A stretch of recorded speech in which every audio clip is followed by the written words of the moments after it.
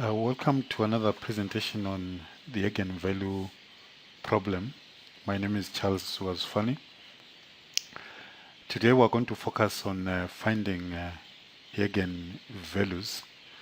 But before we do that, I would like to briefly discuss one important property of eigenvectors. So we started this way. We said a vector x in a vector space V is an eigenvector if having a transformation A, which is a matrix in this case, if we apply the transformation A, we get the lambda multiple of a vector x, whereby we're going to say lambda is the eigenvalue corresponding to the matrix A, and the x is the eigenvector corresponding to the eigenvalue lambda. Now, what is important about one property is important of eigenvectors is that if x is an eigenvector, we are guaranteed of the fact that also a beta multiple of x is also an eigenvector. So in this case, beta is also a scalar like lambda. Now to see this briefly, we can look at this way. If we look at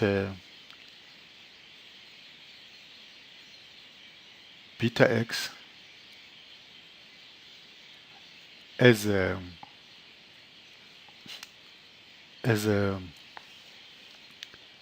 column vector, let's say B. So in this case, if we apply A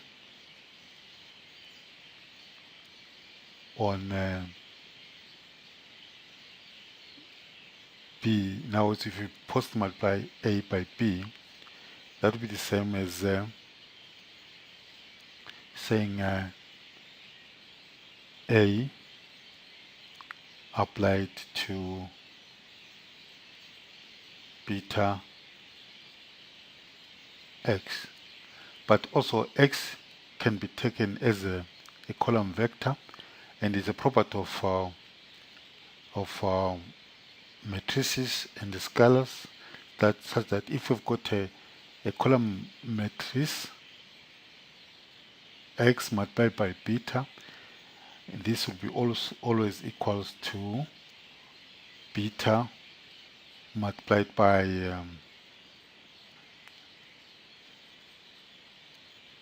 ax, but we know that the x is an eigenvector, so then we get this equals to lambda x multiplied by beta. So with properties also for vectors, it will be also true that this is equals to lambda beta x. So from what we have here, from here and there, this tells us that beta x is actually also an eigenvector. Now, that's a very important property we must keep in mind, because soon after mastering how to determine eigenvalues, we're going to compute eigenvectors, and this is going to be an important property. So let's start on the computation of eigenvalues. Let's say examples.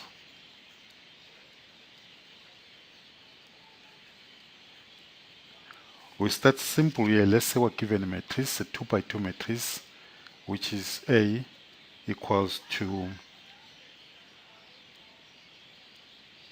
3 minus 1, 1, 5.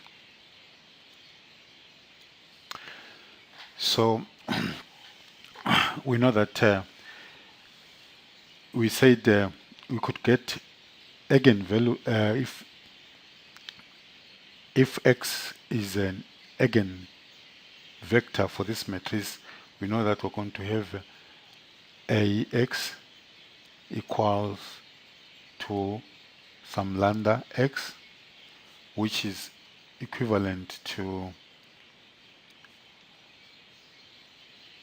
saying a minus lambda identity applied on vector x will give us a zero vector. Now we said for us to have non-trivial eigenvectors, the system of equation generated by this matricial equation will have non-trivial solution if the determinant of a minus lambda identity is equals to 0. And they said this gives us what we call a characteristic equation. In this case, a minus lambda gives us what we can call a characteristic polynomial. So now we have to, in finding eigenvalues, we have first of all to deal with this polynomial in its simplest form possible, so that when we set up this equation, we can maybe easily find the roots of the equation, which will be eigenvalues. So doing this kind of computation with this matrix, we can write it this way. Let's write the determinant, then we copy the matrix as 3, 1, minus 1, 5,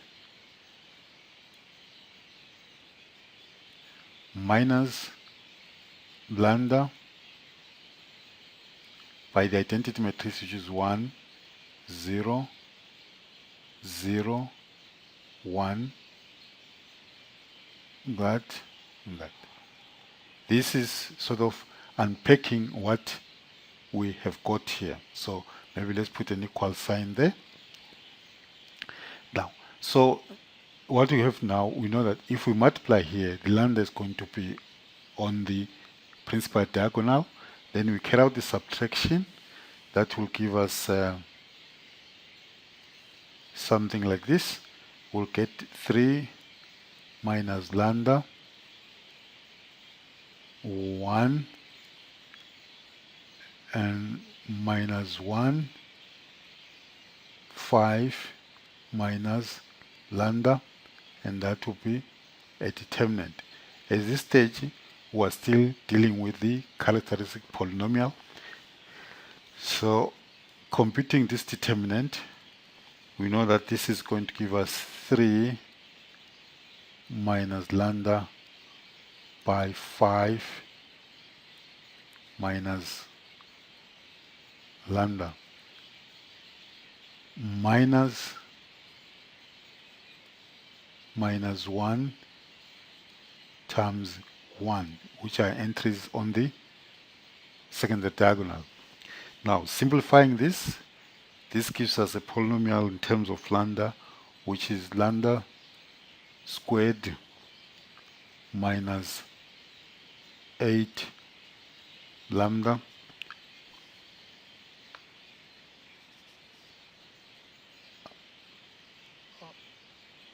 that's 8 lambda plus 15,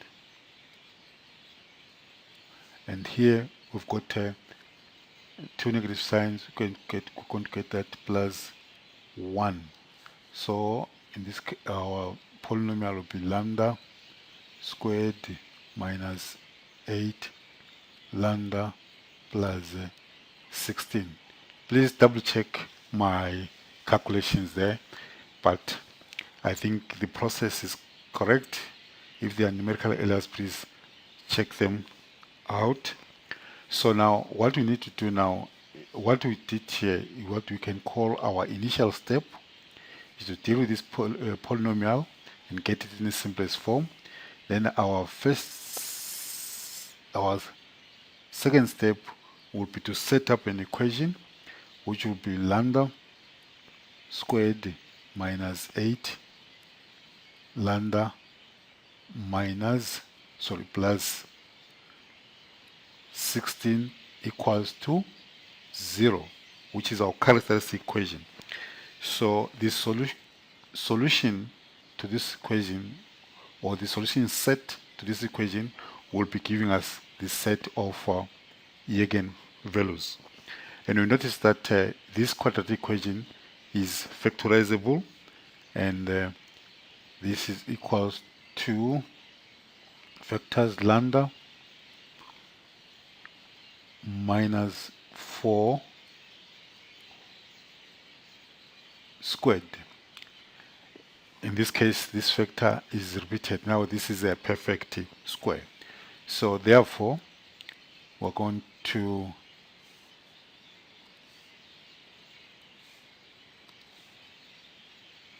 have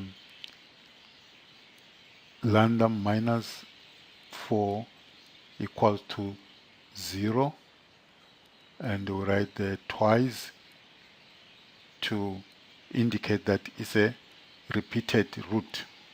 Now whenever we've got a repeated root, never mind how many times repeated, like in this case is repeated twice, we're going to say 2 is the multiplicity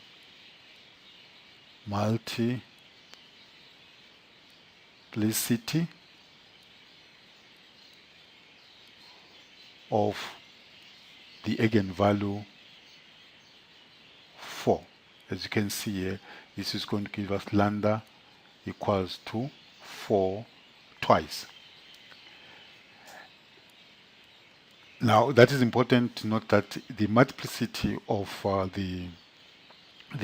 this root is actually equal to the order of the square matrix and equal to the degree of the polynomial. Even if we have a polynomial of higher degree, the multiplicity of different eigenvalues must add up to the order of the square matrix involved, which is also the degree of the characteristic polynomial involved. So now we have the eigenvalue being lambda equals to 4, and it's a repeated one. Now let's get to another example. Now let's try an example of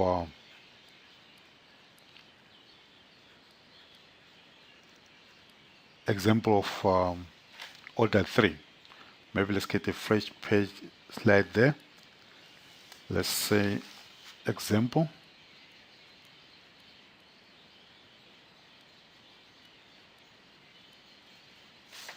Right, our example in this case, let's call this matrix F. It's a square matrix 3 by 3, which is 1, 2, 0, and we've got here minus 1, minus 1, 1, 3, 2, and minus 2.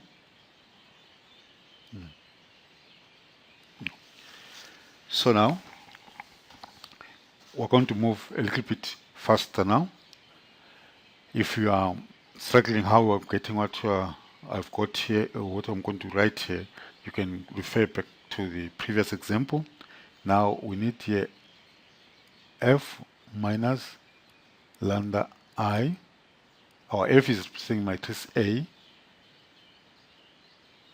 That characteristic polynomial will come out as determinant of 1 minus lambda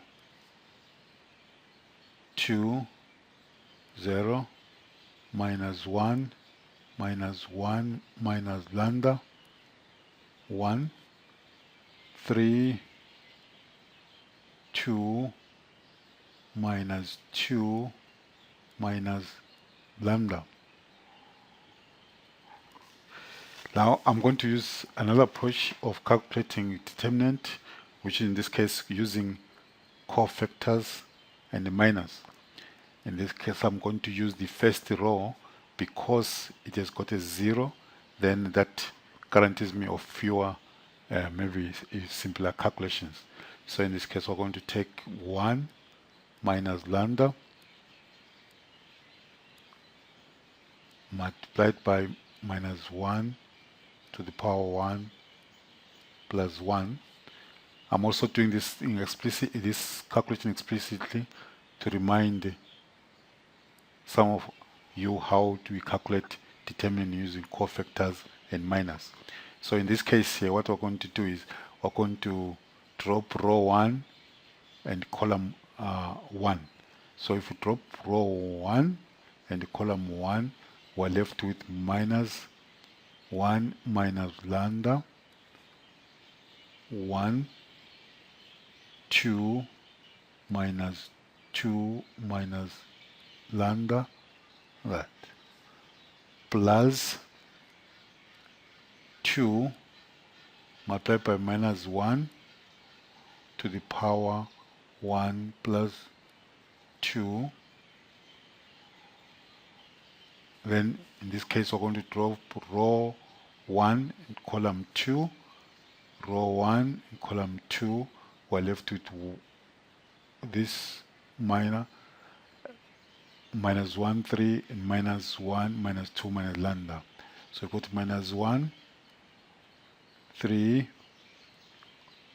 1 minus 2 minus lambda.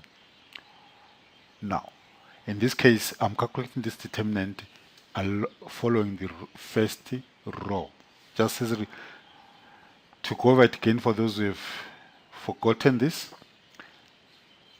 I'm calculating determinant using minus and cofactors. So what I'll do is I stand in this position 1 1, then I introduce a factor like this, minus 1 to the power 1 plus 1, and then multiply by the entry in that position, and then here multiply by the determinant of a minor matrix, which is a 2 by 2 matrix, after dropping row 1 and column 1.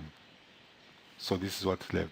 Then I add, and first now move to this entry, which is 2, write it down, and then multiply by a factor which is minus 1 to the power 1 plus 2, 1 representing the row, 2 the column. Multiply by that entry. Then I multiply by determinant, 2 by 2 determinant, which comes up when I drop row 1 and the column 2. In this case I'm left with these entries, that one and that one and this one and that one, which I've written there. So now computing those determinants, here I'm going to get a positive, then we're going to have here 1 minus lambda. Then computing determinant here, what we're going to have, let's organize this by putting it in brackets, which in this case these two are negative. If I multiply them, they're going to be positive. So I'm going to have 1 plus lambda multiplied by 2 plus lambda. Please make sure that you understand why the signs have changed like this. Minus 2, that is working with the minor diagonal, secondary diagonal. Then coming to this one, here I've got 3 negative signs, then I'm going to have minus 2. Then in brackets, I'm going to have these 2 multiplying again, they are negative, they multiply give me positive, then I get 2 plus lambda minus 3. Now, simplifying this,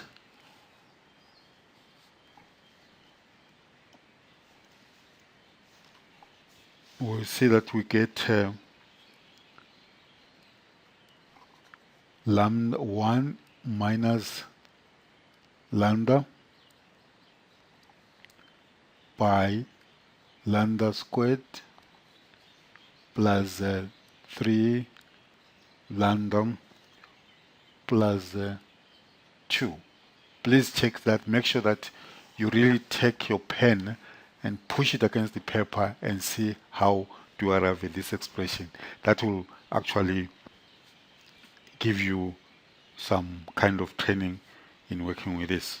And we can see that what is in brackets here, the quadratic expression, is factorizable. Then we can leave our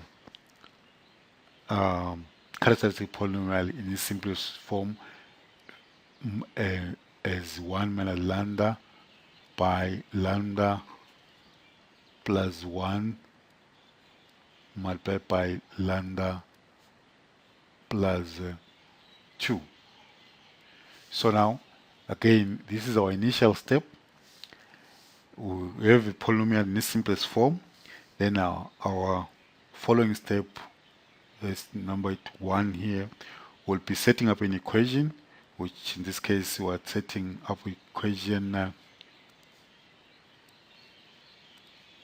f minus lambda I equals to 0, which is equivalent to saying 1 minus lambda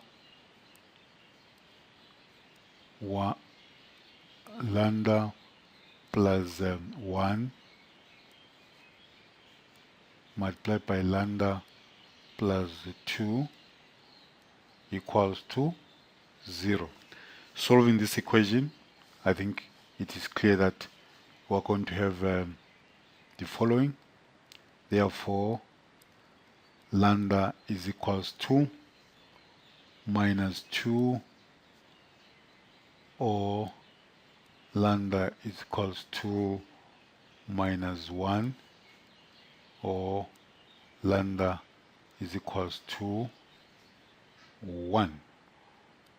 So that will give us our eigenvalues.